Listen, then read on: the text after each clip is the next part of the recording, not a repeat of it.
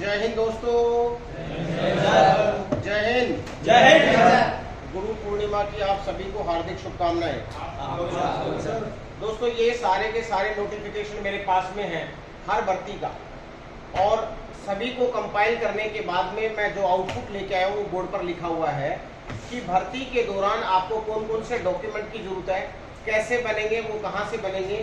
अगर ये डॉक्यूमेंट आपके पास एक भी कम है तो आपको भर्ती से वंचित होना पड़ सकता है। तो सबसे पहले मैं आपको ये डॉक्यूमेंट डिस्क्राइब कर दूं और उसके बाद में मैं लास्ट में बताऊंगा कि ऑनलाइन का प्रोसीजर क्या है, कौन कौन सी बातें आपको ध्यान में रखनी है। इस क्लास को बड़ा ध्यान से सुनना, क्योंकि यहाँ पे एक एक पॉइंट ऐसा है, अगर वहां पे आपने गलती कर दी तो शायद आपको भर्ती जो इतनी आपने मेहनत की वो बेकार हो जाएगी। तो ध्यान रखो। देखिए आधार कार्ड जो है आपका पहला डॉक्यूमेंट है, सबसे इंपॉर्टेंट। और आधार कार्ड के बाद में जो आपकी 10th की मार्कशीट है, आधार कार्ड में और 10th की मार्कशीट में सारी चीजें सेम होनी चाहिए। किसके अनुसार? आधार कार्ड के अनुसार या 10th की मार्कशीट के अनुसार? 10th की मार्कशीट को वैलिड माना जाता है, और 10th की मार्कशीट में जो आपके पिताजी का नाम, आपका नाम और आपकी डेट ऑफ बर्थ है वो ही आपके आधार कार्ड में होनी चाहिए। इसी तरह से जो बच्चे अप्लाई कर रहे हैं क्लर्क के लिए या टेक्निकल के लिए, उनके पास 12th की मार्कशीट होनी चाहिए। और जो मैथ्स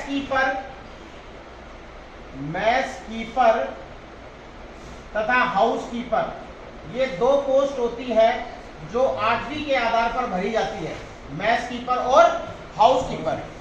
तो ये दोनों चीजें इस तरफ से ले लो सामने, मैथ्स कीपर और हाउस कीपर 8वीं के आधार पे है, और इस 12th के आधार पर आपके पास में कौन सी है अभी? टेक्निकल और क्लर्क। और वो भी आप मैथ्स के स्टूडेंट हो या फिर आप कॉमर्स के स्टूडेंट हो तो ही आप इसके लिए एलिजिबल हो, टेक्निकल के लिए और क्लर्क के लिए। अब यहाँ पे जो आपको विशेष सेकंड पॉइंट में ध्यान देने वाली बात है, यहाँ पे लिखा हुआ है कि candidates from open school required BEO और डीईओ सर्टिफिकेट। ये बीईओ और डीईओ क्या है? ब्लॉक एजुकेशन ऑफिसर और डिस्ट्रिक्ट एजुकेशन ऑफिसर। अगर आपने 10वीं क्लास ओपन स्कूल से कर रखी है, जिसको बोलते हैं क्या? NI, national institute of open school. अगर आपने एनओआईएस से कर रखी है तो आपको मार्कशीट के अलावा इन दोनों में से किसी का एक सर्टिफिकेट की रिक्वायरमेंट है। अगर आप भर्ती में जाते हो और आपने एनआईओएस की डॉक्यूमेंट लेके चले गए और आपके पास अगर ये सर्टिफिकेट नहीं है तो आपको भर्ती से वंचित होना पड़ सकता है। बात समझ में आई? किसी को है बात तुम्हारे पास में ओपन से जिसने इशू कर रखी हो? वेरी गुड, कोई नहीं है, ओपन से कर रखी है तो ये बात आपको ध्यान में रखनी है, ये वीडियो सर्टिफिकेट आप लेके जाओगे। अगली बात, एडमिट कार्ड जब आप फॉर्म भरेंगे, फॉर्म भरते वक्त आपको ध्यान में देने वाली बात, जब पूरा फॉर्म आपने अप्लाई कर दिया उसके बाद में प्रीव्यू आ रहा है, और प्रीव्यू में आपको लास्ट में सबमिट करने से पहले ये ध्यान रखना है कि मेरा कौन सा ट्रेड मैंने भरा है, मेरी काबिलियत के अनुसार मेरा फॉर्म है या नहीं है। जैसे एक बच्चे ने गलती कर दी, वो क्लर्क के लिए योग्य है लेकिन उसके लिए जीडी का फॉर्म भर दिया। लेकिन यहाँ पे चिंता करने की बात नहीं, अब की बार आपके लिए गोल्डन चांस है कि अगर आपने जीडी का फॉर्म लगा दिया और आपके पास मैथ्स में 12th क्लास में 60% से ज्यादा है और आप क्लर्क के लिए योग्य हो या टेक्निकल के लिए योग्य हो, ई मित्र वाले ने या किसी साइबर कैफे वाले ने गलती कर दी, तो उसमें एक एडिट का ऑप्शन आ रहा है। इसका ऑप्शन है, एडिट का ऑप्शन है। जब तक लास्ट डेट नहीं होती सबमिट की तब तक आप उसमें बदलाव कर सकते हो। समझ में आई मेरी बात? एडिट में क्या क्या हो सकता है? आपका नाम, आपके पिताजी का नाम, आपकी डेट ऑफ बर्थ, ये बिल्कुल भी बदली नहीं होगी। लेकिन जैसे आपका ट्रेड बदली हो गया, आपका एड्रेस चेंज हो गया, आपका आइडेंटिफिकेशन मार्क यानी आपका पहचान चिन्ह, ये चीजें बदली हो सकती है, बाकी कुछ भी बदलाव उसमें नहीं होगा। डोमिसाइल, ये इस पे ध्यान देना, हम जल्दी में ध्यान नहीं देते भर्ती के टाइम पे। लेटेस्ट पासपोर्ट साइज फोटोग्राफ 20 चाहिए आपको, और ये कैसी होनी चाहिए मेरे दोस्तों? व्हाइट बैकग्राउंड में। कैसी होनी चाहिए? ये ध्यान रखना। दूसरा, व्हाइट बैकग्राउंड के साथ साथ आपके 3 महीने के अंदर की फोटो होगी। जिस दिन आपकी रैली होती है उसके 3 महीने के अंदर आपकी फोटो होनी चाहिए, और आप उसको सुधार नहीं करोगे। कई बार आपने देखा हाई रेजोल्यूशन फोटो बनवा लेते हैं हम लोग सुंदर दिखने के लिए, तो वो फोटो नहीं चलेगी। दूसरी इंपॉर्टेंट बात, जो ये आपकी फोटो होगी इसमें आपका चेहरा पूरा क्लीन सेव होगा। ये नहीं पहले आप भर्ती देखते तो आपकी दाढ़ी बढ़ी हुई है फिर भी आप रनिंग में जा रहे हो, बिल्कुल एक्सेप्टेड नहीं है। आपके बाल कटे हो, आपका चेहरा बिल्कुल साफ हो, आपके चेहरे पे एक भी बाल नहीं होना चाहिए, ये विशेष ध्यान रखना, इसमें लिखा हुआ है पूरा रूल में। और वो फोटो आपकी साफ सुथरी होनी चाहिए, समझ गए? तो जो फोटो आप लगा रहे हो वही फोटो वहां पे आपको मिलनी चाहिए। डोमिसाइल सर्टिफिकेट, ये आपका मूल निवास सर्टिफिकेट है। कई लोगों से आपने सुना होगा कि मुझे इसको क्या दोबारा बनवाना है। मूल निवास सर्टिफिकेट आपका एक बार ही बनता है जब तक आपका एड्रेस चेंज नहीं हो जाता, और इसकी वैलिडिटी 10 साल की होती है। तो डोमिसाइल जो है, मूल निवास है, उसको बदलने की जरूरत नहीं है, डोमिसाइल चेंज नहीं होता है। कास्ट सर्टिफिकेट, जाति प्रमाण पत्र, इसमें अगर आप तहसील में रहते हो तो एसडीएम से या फिर तहसीलदार से साइन करा सकते हो, और अगर आप डिस्ट्रिक्ट हेडक्वार्टर में रहते हैं तो आप किससे साइन कराएंगे? डिस्ट्रिक्ट मजिस्ट्रेट से। Caste certificate. अगला है रिलीजियन सर्टिफिकेट, ये पहले नहीं मांगा जाता था लेकिन इस बार से ये रिलीजियन सर्टिफिकेट भी मांगा जाने लगा है, और इसमें फाइनली साइन किसके होंगे? तहसीलदार के। अब आपके मन में विचार आ रहा होगा कि हम लाएंगे कहां से सर्टिफिकेट? ये सारे के सारे जो भी फॉर्मेट हैं मैं आपको दूंगा, मैं आपको सभी को ये फॉर्मेट दे दूंगा, चाहे वो कास्ट का हो चाहे रिलीजन का हो। ये नोटिफिकेशन जो है इसमें पूरी चीजें अंकित हैं, अपेंडिक्स बने हुए अलग अलग, अपेंडिक्स ए से लेके अपेंडिक्स जे तक जो है वो सारे फॉर्म है इसमें, तो आपको चिंता करने की जरूरत नहीं, मैं आपको फॉर्मेट दूंगा, उसके अनुसार आपको बनवाना है।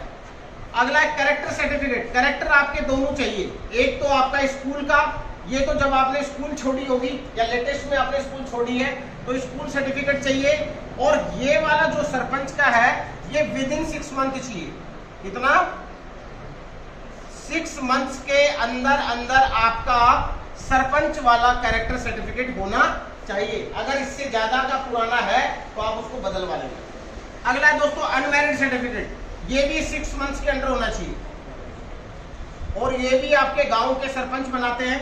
कई जगह पे लोग सरपंच बोल देते हैं, कई जगह प्रधान बोला जाता है। जो आपका विलेज हेड है यानी गांव का जो मुखिया है वो आपको ये सर्टिफिकेट देगा, कैरेक्टर सर्टिफिकेट, चरित्र प्रमाण पत्र, और दूसरा अनमैरिड सर्टिफिकेट। ठीक है, उसके बाद आइए रिलेशनशिप सर्टिफिकेट, ये केवल उन बच्चों के लिए है जिनके पिताजी फौज में है। ये रिलेशन सर्टिफिकेट सभी के लिए लागू नहीं है, जिनके पिताजी फौज में है उनको ही रिलेशन चाहिए, बाकियों को नहीं चाहिए। नेक्स्ट चलते हैं दोस्तों एफिडेविट, ये विशेष ध्यान रखना है, अभी ये वाला जो ब्लॉक है ये बिल्कुल नया ऐड हुआ है, तो आपको ध्यान रखना है। एफिडेविट जो होगा जिसमें आपका रेजिडेंशियल प्रूफ और परमानेंट एड्रेस, यानी जहां पे आप रह रहे हो या आपका परमानेंट एड्रेस है, दोनों एड्रेस, प्रेजेंट एड्रेस और परमानेंट एड्रेस, तो ये एफिडेविट का फॉर्मेट भी मैं आपको दे दूंगा, उस फॉर्मेट के अनुसार आपको ये बनवाना है। दूसरा ये नया हुआ है इंडिमिटी बॉन्ड, और इस इंडिमिटी बॉन्ड में हम प्रेसिडेंट को, देश के राष्ट्रपति को संबोधन करते हुए लिखते हैं कि अगर भर्ती के दौरान मुझे कोई नुकसान हो गया तो मैं भारत सरकार को या भारत के राष्ट्रपति को दोषी नहीं ठहराऊंगा। इसका भी अलग से एक फॉर्मेट बना हुआ है, तो ये नया ऐड हुआ है। दूसरा बॉडी टैटू, बॉडी टैटू जिसके है वो भी बनवाएगा, जिसके बॉडी टैटू नहीं है वो भी बनवाएगा, लेकिन ये दो है बॉडी टैटू के फॉर्म। एक तो वो है जिसको ट्राइबल पीपल बनाएंगे, ट्राइबल मीन समझते हो, आदिवासी लोगों के लिए। आपने देखा होगा झारखंड में, छत्तीसगढ़ में लोग पूरे शरीर पे, पूरी बॉडी पे टैटू बनवा लेते हैं, तो ये उनके लिए। और एक नॉर्मल टैटू, बॉडी टैटू वाला है, ये हम सबको बनवाना है, तो ये फॉर्मेट भी मेरे पास में आपको मिल जाएगा। नो क्लेम सर्टिफिकेट, ये बहुत सिंपल सा है कि वही है, भर्ती के दौरान अगर कुछ अनहोनी हो गई तो मैं भर्ती में बटे हुए या भर्ती में के जो जिम्मेदार लोग हैं उनको इसके लिए दोषी नहीं ठहराऊंगा। स्पोर्ट्स सर्टिफिकेट, अगर आपने कोई गेम खेला हुआ है, आप स्पोर्ट्स पर्सन हो, सबसे बड़ी खुशी की बात यहाँ पर एक ये है कि जो मेरे भाई स्पोर्ट्स के कैंडिडेट हैं या फिर म्यूजिशियन है, अगर स्पोर्ट्स वाले हैं या म्यूजिशियन है, ये अग्निपथ योजना के अंतर्गत नहीं है।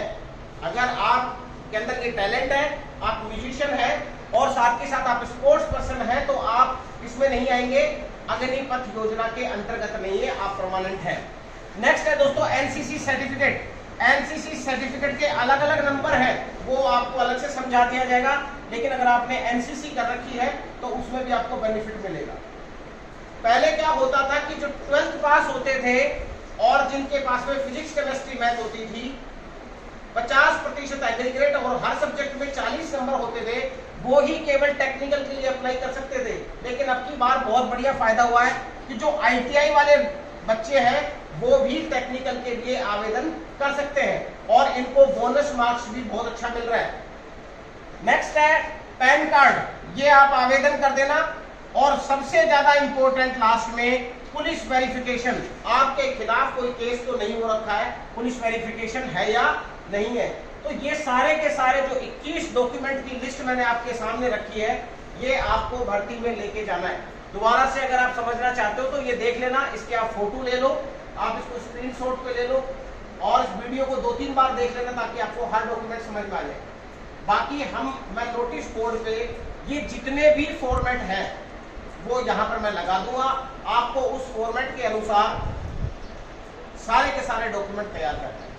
अभी बताओ किसी भी बच्चे को कोई डाउट है कि सर मुझे ये कैसे करवाना है? कोई डाउट नहीं है, सारा क्लियर है? पूछ सकते हो, आप ओपन पूछ सकते हो, सर मेरे को इसमें डाउट है, मेरे से संबंधित ये है और मैं ये डाउट क्लियर करना चाहता हूँ। ओके, पुलिस वेरिफिकेशन आपका ई-मित्र से होगा। ई-मित्र पे जब आप जाओगे तो आपको वो आधार कार्ड और आपका डोमिसाइल मांगते हैं जी।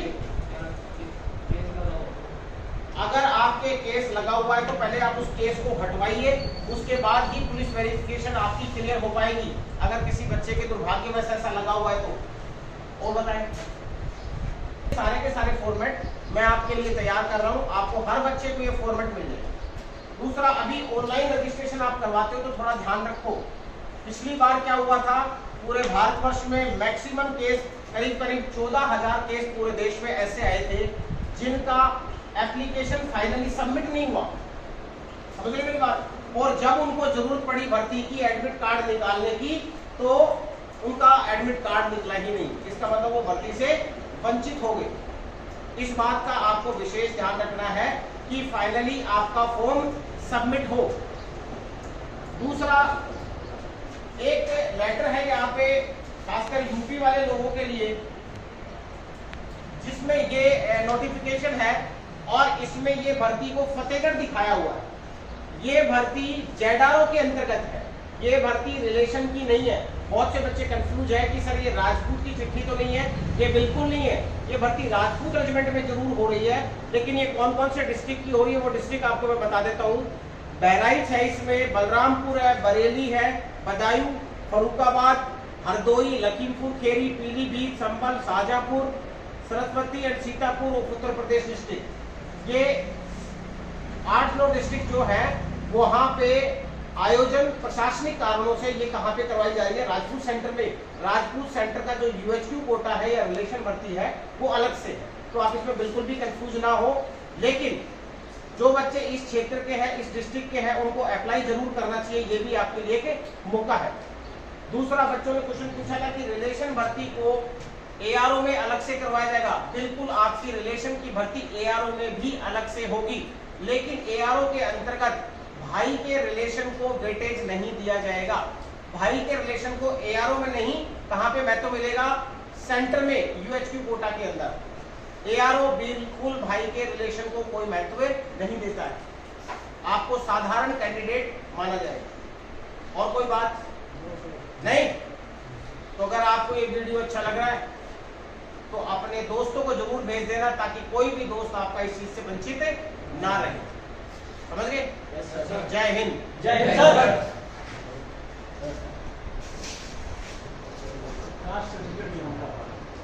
कास्ट सर्टिफिकेट पहले राजपूतों आप बनेगा।